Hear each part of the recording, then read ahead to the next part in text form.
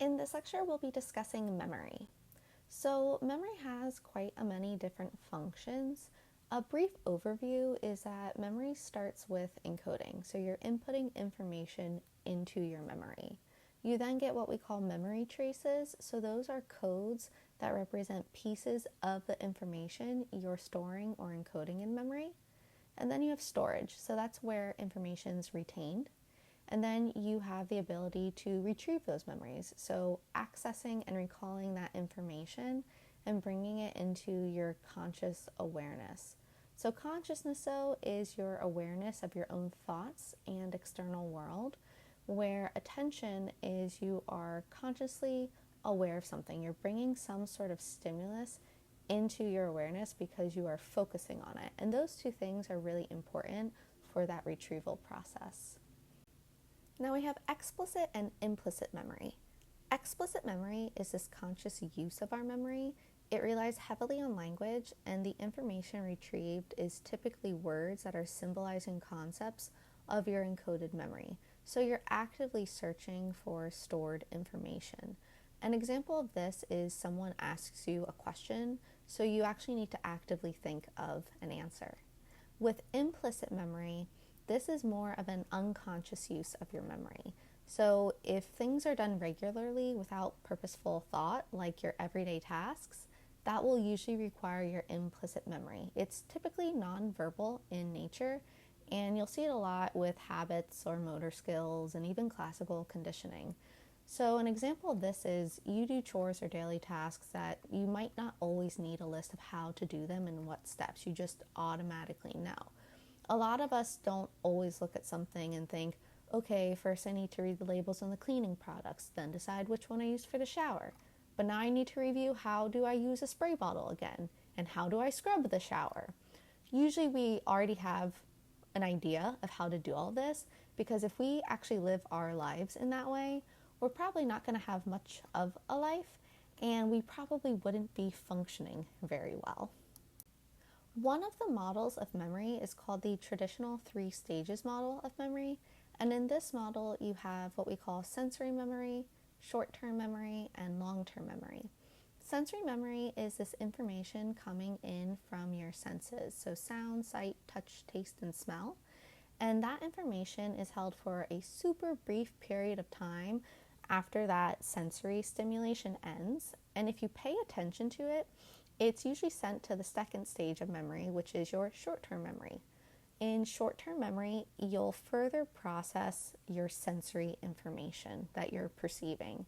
This is basically a temporary holding tank or a temporary storage unit for limited amounts of information. So it can only hold so much for such a long period of time. And usually that's for a few seconds, and then it'll discard it, or there's things you can do to help refresh it, or then sometimes even send it to long-term memory, which we'll get into later on. And then in long-term memory, that short-term memory is basically sent for permanent storage and further processes memory. Now with sensory memory, we have 2 major ones we hear about pretty frequently, which is iconic and echoic memory. Iconic memory is sight, and echoic memory is hearing. And like we mentioned, with sensory memory, you're really holding the information just long enough to process it and send it along into short-term memory, which sometimes is just like a fraction of a second. And a lot of times your sensory memory is impacted by your emotional states. So that can impact maybe how quickly you recognize something and even how long it's retained, which in that light, it could serve a survival purpose, possibly. There is another memory that we call haptic memory, and that's taste, smell, and touch. So we have an idea of what our sensory memory entails. Now we're looking at how does that get transferred actually to our short-term memory as part of this traditional 3-stage model. And it first starts with attention. So attention is a very limited cognitive resource. We obviously cannot be focusing on every single thing all the time. It's very selective because we only want to focus on what we deem important, which is typically what our brain tries to do. But there are times your attention can be automatically selected. So maybe that's you orienting towards a loud noise you hear, or you hear someone calling your name. That will immediately grab your attention. But we also have divided attention, which a lot of us do pretty frequently. It's when multiple things are competing for your attention, so maybe you're multitasking. And during that process, sometimes the information you're processing can be inhibited because you're not able to give that full focus to what's important, and it can be hard to decipher what is actually important during those times. So, another part of transferring to short term memory is the capacity of which your short term memory can hold. And that's really important because, like everything, it can only hold so much. So, that dictates what ends up getting transferred at some point to long term memory. So, with short term memory, it'll use multiple coding systems to help encode everything. And we're talking visual, so sight, acoustic, which is sound, verbal, and then there's semantic, so that is meaning for things. And your capacity in short term memory greatly depends on the size of information being stored. There's usually a limited capacity because it might be the way the neurons in the hippocampus code and store information. One way to help us with the capacity of short term memory is what we call chunking. So that's combining small bits of information to form larger bits of information or chunks. So there's this rule where we can only hold 4 plus or minus 1 chunks of information in memory. So that's basically us saying we can hold about 4 chunks of information, give or take 1 chunk. So an example of this is maybe you remembering phone numbers or your license plate number or a social security card number. You'll notice that everything's put into chunks, where a phone number is chunks of 3 numbers, or same with a social security. You'll usually have a chunk of 3 numbers, 2 numbers, and then 3 numbers. And that's just to help make it easier to remember everything. So now we have the duration of short-term memory. So as things are getting moved along into short-term memory, that information is really only remaining in there for about 30 seconds. Now there are ways you can help increase how long that information remains in there, and one of those is maintenance rehearsal. So that's us repeating information over and over to help keep it in that short-term memory or extend the time it remains in our short-term memory. And usually when you do this, it'll actually extend the information's time for another 30 seconds each time it's repeated. Memories encoded this way are typically easily forgotten because it usually doesn't allow for transfer to long-term memory. It's kind of like I'm just trying to remember it and then dump it and move on and not remember it for later. Now, obviously, any distraction can interrupt what you're trying to retain. So if you get distracted for more than 30 seconds, you might actually not remember what you were trying to retain because it's past that 30-second mark. There's also what we call the forgetting curve. So that's the amount of information forgotten as time passes. And obviously, technology and other distractions, like we mentioned, can affect your attention and your memory with this. So now we'll look at short-term going into long-term memory within this generalized 3-structure model. And one way we can do this is called elaborative rehearsal. So that's us moving that information to long-term memory, but we're doing so by forming associations or mental connections between what we're storing. Or sometimes we also do that by forming a connection between what we want to store with information we've already stored. One example about creating these associations is mnemonics, like Roy G. Biv for the color of the rainbows: red, orange, yellow, green, blue, indigo, violet. We also have acronyms. Those create associations like the ones we see in math: PEMDAS, the Please Excuse My Dear Aunt Sally, and that's to help you remember those order of operations, the parentheses, exponents, multiplication, division, addition, subtraction. There also is another thing called the self-reference effect, and that's us generating these personally relevant or meaningful examples to help us in our learning process. So that's us taking information that's new and actually pairing it with information that's already stored. And you'll see this a lot in your school assignments at times, that maybe a class is asking you to take information you're learning in class and apply it to a memory or experience you've had to help you further understand and apply all of that new information. Now, it's considered that there are levels of processing with memory, and this basically predicts that information processed deeply and elaboratively will be best retained and recalled from your long-term memory, because it supposedly helps retention in your permanent storage system. It'll maximize those chances of being retrieved later when needed, and this level of processing typically favors that elaborative rehearsal we just discussed. So an example of this is maybe instead of memorizing key terms and their definition to take a quiz, you complete an assignment where you utilize the new information learned and apply it to that personal, provided, generated scenario. And in that regard, you're understanding the content more deeply, and because of that, it has a better chance of sticking. Now, there are some changes in memory that are important to take note of. And these changes in memory emerge from what we call serial position experiments. These are experiments that have been done and are in support of the three-stage model we've been discussing, and they show how the location of an item impacts memorability of it. So the first one we have is what we call the primary effect. That's our tendency to recall items from the beginning of a list much better than those in the middle of the list.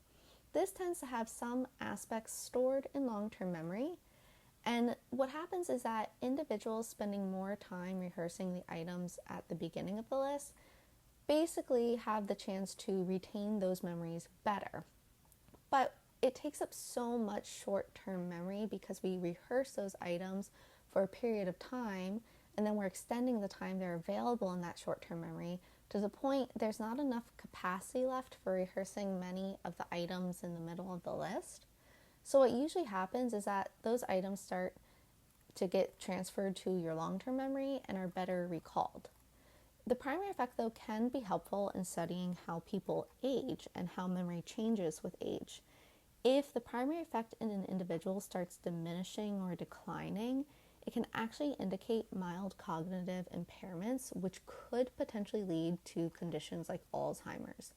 And that's because someone's having trouble transferring information from short-term to long-term memory. We also have what we call the recency effect. So that's the opposite, where we are better able to recall items at the end of a list much better than those in the middle of a list. And this is usually the type of memory that's most affected by normal aging due to your short-term memory tending to suffer more than long-term memory. And the recency effect is believed to occur because these items are already in your short-term memory when you go to retrieve them. So all you really need to do is recall them, dump them, and then maybe remember other things from long-term memory. So you might not remember everything at the end of the list because your mind has spent quite a bit of time rehearsing the items at the beginning of the list, and like we mentioned, it takes up quite a bit of space. Now, as you age, you can compensate for poor recency memory by focusing on important information only, but that definitely requires you to focus your attention.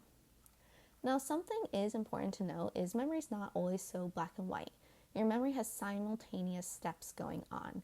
We do not simply go from short-term to long-term memory. For us to remember what we read, we first must comprehend words, which we've already stored in our long-term memory. Same goes for learning new skill sets or ways of doing things. We do not start from ground zero. We already have a long-term memory assisting us in the process of making those new memories. So this leads us away from the three-stage model into working memory or parallel memory because we start to see more simultaneous steps going on. Working memory is stages of memory are running in a parallel fashion, not a serial stepped fashion. So we're processing different aspects of memory at the same time or side by side rather than in a series of stages. So we'll temporarily store information presently being used while also retrieving information, processing new information, and then sending revised information into our long-term memory. This working memory helps explain why we sometimes recall long-term memory before we process any short-term memory. So maybe an example is you're playing chess. Your sensory memory registers everything occurring in the game, and at the same time, you're using information you stored in your long-term memory about various plays that could happen next, so you can be 5, 10, or more steps ahead. And as you learn your opponent's style, you might tailor this information as you go. This type of memory also helps us process in a top-down way. So this means your perception and processing of something is impacted by your pre-existing knowledge. This can be negative at times because we might have pre-existing knowledge that are faulty beliefs based on past negative experiences or maybe personal biases we hold. In that regard, you're further perpetuating a negative thought process. So now we'll look at the components of working memory. And there's quite a many components, and these components can be activated in differing orders depending on the circumstance. But it starts with what we call the central executive. So that is your attention controlling part of working memory. And this will coordinate the functions of the subordinate components of this memory and determine where we focus and integrate information that comes from our senses. The central executive, though, is impacted by motivation. So the more motivated you are for something, the better you usually focus on it. The subordinate components of the central executive are the phonological loop, visual spatial sketchpad, and episodic buffer. The phonological loop processes and stores your verbal and auditory information. The visual spatial sketchpad processes and stores visual and spatial information. And the episodic buffer is this bridge between your short-term memory and long-term memory, and it allows information to flow in both directions. Now, as we see with working memory, it is part of what we call executive functioning. So executive functioning is focusing on planning, organizing, managing tasks, shifting attention, sustaining attention, and so forth. Working memory helps us hold and manipulate information so these executive functions can occur. A common deficit in working memory is actually seen in ADHD, or attention deficit hyperactivity disorder. So impaired working memory is a hallmark of this, and you usually will see individuals tend to struggle with task initiation, motivation, focus, follow through, integrating information from multiple resources, and much more. You'll also commonly see that individuals with other mental health concerns like anxiety, depression, personality disorders, mood disorders, trauma, eating disorders, and so forth actually have impaired working memory and executive functioning as well.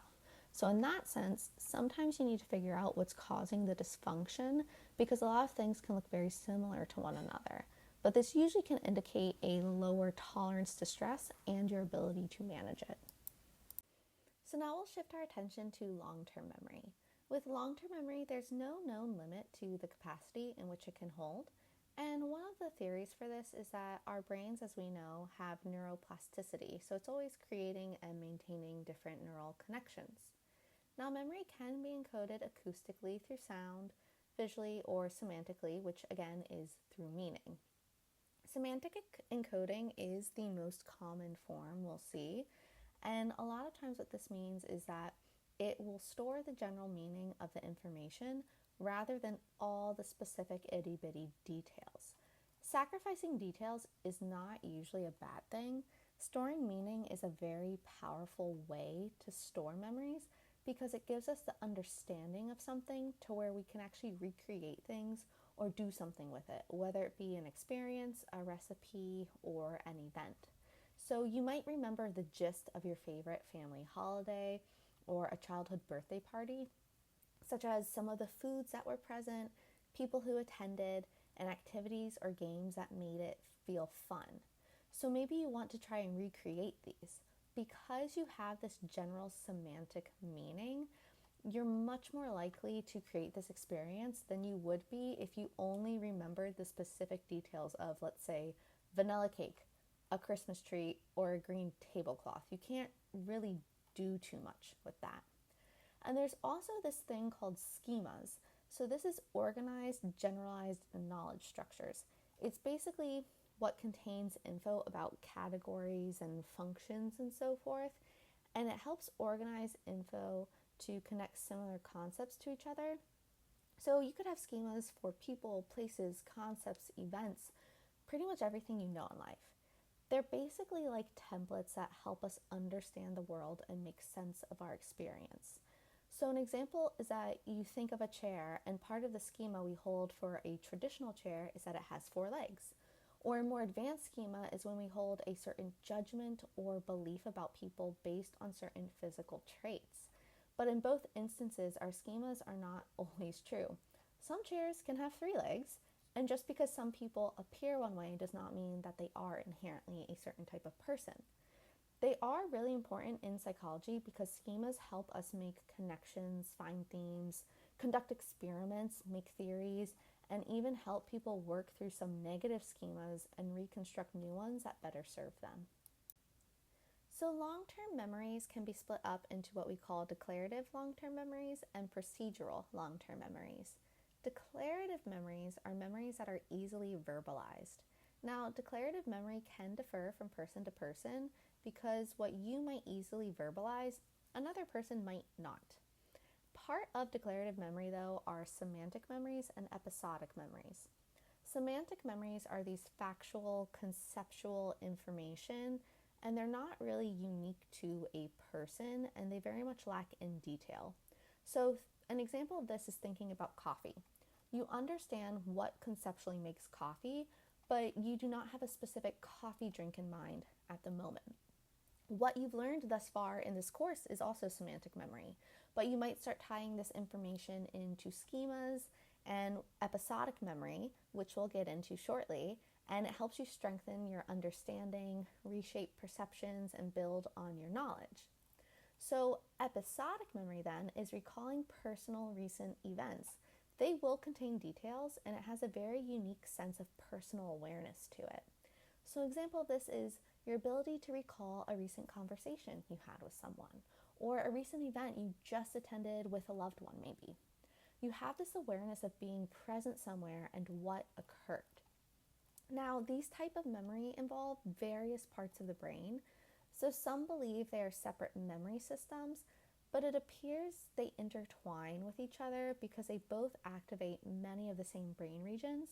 And episodic memory can contain semantic memories as a part of it. Now, episodic memories can become what we call biographical or autobiographical memory. So these are general memories from the past that provide your own personal history. This means, though, that details will be lost, which we know is part of that semantic encoding. We can't just remember every single specific detail of things all the time. But some of the details from one event can be confused or cross over into another event. This is seen when you or someone tells a story from the past, and maybe every time it's told, some of the details keep changing.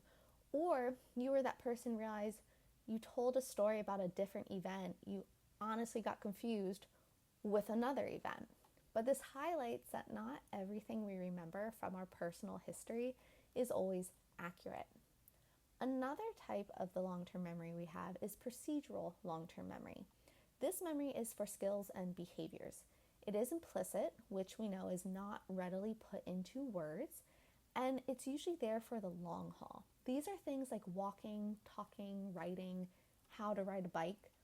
They're largely developed by age 10, but of course you will develop this more as you go and grow older in life. And this is very different from the use it or lose it things we learn. We don't typically forget how to write or who a loved one is in our personal life. But if you learn this info from a math class that you never use again, you most likely won't recall how to do it years later.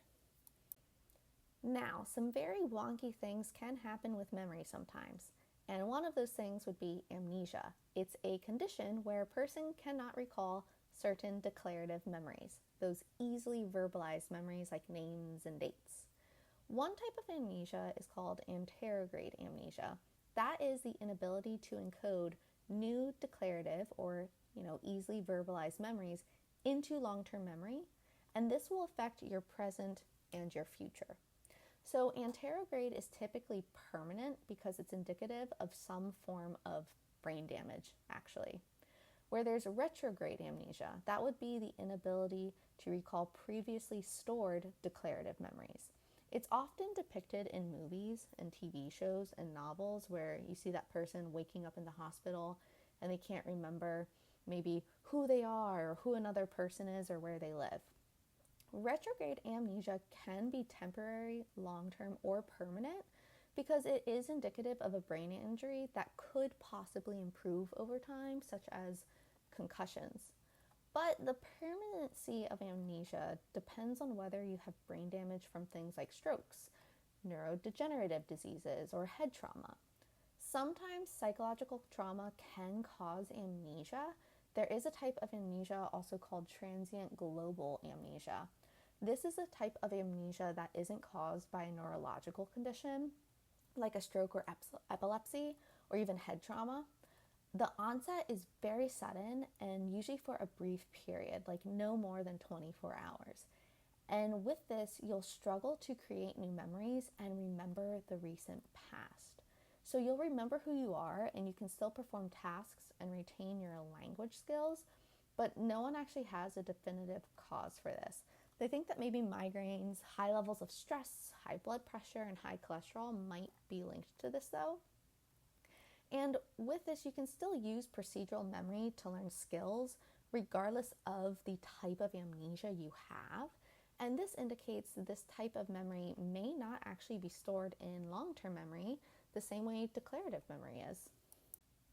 So what about amnesia and concussions? Well, concussions can cause chronic traumatic encephalopathy, or CTE. It's much easier to say. And this develops in people who have experienced repeated trauma to the brain, much like concussions. And it'll cause cognitive difficulties like depression, memory issues, processing information issues, and sometimes even suicidal thoughts. And these brain injuries can cause a buildup of tau protein in many areas of the brain. So this protein is found in your neurons of the central nervous system, your brain and spinal cord. And one of their main functions is to ensure normal brain function by supporting the structures of the neurons. If there's a buildup in this protein, it can actually impair your neuron functioning, cause cell damage and death, inflammation, and even cognitive decline. The thing though is with concussions is once you get one concussion, your chance for obtaining another concussion and even more later on actually will increase. I've had clients with concussions before and presently have clients with a history of concussions, and you can notice that processing information in our sessions takes a little more time, and there's a lot they have to write down to help with their memory. An easy example, though, of the impact of concussions are people in martial arts. You see a lot of pro boxers doing interviews, and you'll notice that some deeply struggle with recalling things, processing questions they're being asked, and even speaking clearly. So what about accessing our memories? That is what we call retrieval, recognition, and recall. Retrieval is using the stored information when needed. It's moving info from your long-term memory to the working memory / consciousness. And a probe or cue is sent to search for specific memories. Now this probe or cue is usually a question you're asked, or you might be asking yourself, or the sight or sound of something that causes you to remember something else. And to be able to engage in retrieval, memories must be available and accessible. Availability of a memory depends on whether it's been encoded in long-term memory, and accessibility depends on whether the probe or cue can reach the memory. Now, recall is when the probe or cue is weak, so little information is present. So that means tasks provide little information, and we must produce a memory with much less help from external hints or cues. So an example of this would be an essay question. You need to thoroughly understand something to provide a memory in its whole entirety. With recognition, though, the probe or cue is strong. A lot of information is present. So this means tasks have a stimulus that you then filter through your memories and match it to something previously stored. An example of recognition is a multiple choice test. This type of retrieval tends to be easier because it's like a shortcut to memory. You're getting a direct link to information, one of the answers, rather than having to search and construct that information in its entirety like you would with an essay question. So we are susceptible to forgetting. That's when a memory is available, but maybe it's inaccessible. So one theory for this is decay theory. That is your use it or lose it type of theory. It basically states that memory traces in your long-term memory that are not occasionally activated will fade away and disappear over time. But that doesn't usually happen with all of your memories, and there's not really a known reason as to why. So essentially with this decay theory, it's basically us not recalling memories and utilizing them. Like we discussed before, this can be really common with things you actually learn in school and try to recall years later. But like we mentioned, not all memories will decay if not activated. So we might be presented with a math problem, and because we didn't use those memories, we lost it. But then on other occasions, we might be presented with a math problem and have very faint recollection and recognition of the type of problem and process to solve it, but obviously those memories have declined over years of not using it. There is also what we call interference theory, or this is that tip of the tongue phenomenon. It's where the memory trace is available, but it's temporarily inaccessible. So information in the memory can actually obstruct the retrieval of other information, especially if the information is similar. So it's kind of like when you are thinking of a word and you can't quite put your finger on it, but maybe it'll come to you later on. So part of this interference theory is retroactive interference. So newer memories will inhibit the retrieval of older memories. I actually was almost a professional ballerina, total other story, but when I did ballet, this was really common. We would spend so much time rehearsing certain performances, almost 8 hours a day for usually 5 or 6 days a week, that when we finished and went to rehearse a performance from, let's say, the year before, it took a minute to remember the choreography or steps and placement of everything. This also comes up when we see maybe an ex and accidentally call them by your current partner's name. There is also proactive interference. So that is older memories inhibit retrieval of newer memories. So maybe an example of this is you update your login password and struggle to remember what it is, but you can remember the old password. But in both examples, you see how all these instances hold information very similar to their counterpart, so it's easy to mix them up sometimes. There is also another one called cue-dependent forgetting. So that's where a specific memory cue helps access memories in long-term memory. And if that cue is missing or less directly related to certain cues, it can cause retrieval of memories to fail. And it's part of what we call the encoding specificity principle. So that's like we encode not only information being learned, but parts of the context in which we learned it. We then use those contextual aspects to help us retrieve information, hence why a contextual aspect not present might make it a little more difficult to retrieve some information. And lastly, there's repression and motivated forgetting. Repression is pushing threatening memories to inaccessible parts of the brain or unconscious, which is commonly seen in trauma. And then motivated forgetting is actively and temporarily pushing memories away from working memory. So that's seen when we feel negatively about something and basically try to distract ourselves so we don't have to think about it at that moment or deal with it. One of the issues though with all of our memories is that they're not always accurate. So there's what we call a flashbulb memory, and that's this very unusually detailed, accurate memory of an emotionally charged event. It can be easily forgotten over time, and one of the things that happens is the stress hormone acting on the amygdala may be responsible for initiating long-term storage, but it can cause gaps in what happened before and after an event. And then memories have this constructive and reconstructive quality to it.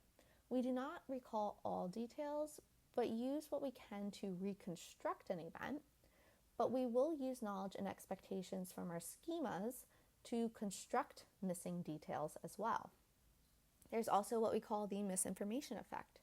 That's a distortion of memory that occurs when people are exposed to misinformation. So memories can be permanently altered by things that happened after we encode the memories. So we'll accept subsequent misinformation as being correct. And this becomes a part of our memory for the original event, and our memory of that event is then reconsolidated and restructured. So I actually see both of these so often when I work with clients, especially couples. They come into session and share their perspectives of the same situation or experience with extremely and unusually detailed stories. They will tell me not only about the event, but maybe the time of day and what they were wearing. But then the stories are wildly different, like to the point you would think they're talking about a different event altogether. That's common because people experience similar events differently, but you can tell the discrepancies are now causing a whole other problem. And when we start getting into the before and after of what happened, they usually don't know. They don't know what caused the argument, how they even got on a certain topic, or whether they apologized afterwards. They were so emotionally charged, this story is all they have. So it's kind of like a flashbulb memory. But then we start to see that there are some holes in their story because as we keep talking about it, we start to realize there's some construction and reconstruction going on, and they're using negative experiences from the past to help them fill in those gaps. Usually it's saying things like, well, they always do this, so I'm assuming it happened. Or other times they will argue because they misunderstood each other, and instead of clearing it up, they took it as fact and used it to inform their next steps, which of course can be problematic though, because it highlights how the lack of certain details can cause us to use certain memories of truth when it's only part of the truth, and how misinformation can actually cause a whole wonky, nasty progression forward into steps you don't want to go towards. And they, of course, have a bit of what we call emotional reasoning in there. So that's when you feel a certain way about something and it becomes central to your perceptions and beliefs. So maybe you're anxious when driving, so you deem that driving is bad and avoid it altogether, as an example. So where does memory even get stored in your brain? The answer is that there's really no evidence of a memory center or a single place in the brain that memory does get stored. You have a lot of different structures involved, like the amygdala. It helps process emotional aspects of memory, or your hippocampus will help process those declarative memories, and even some parts of procedural memory. Procedural memory is also involved with your cerebellum. The hippocampus and frontal lobe will even be involved in procedural memory. And if you look at explicit memory, which is consciously working to remember something, you'll notice increased blood flow in the hippocampus, where with implicit memory, that memory that's already known, like walking or talking, that's increased blood flow outside the hippocampus. And that concludes our lecture.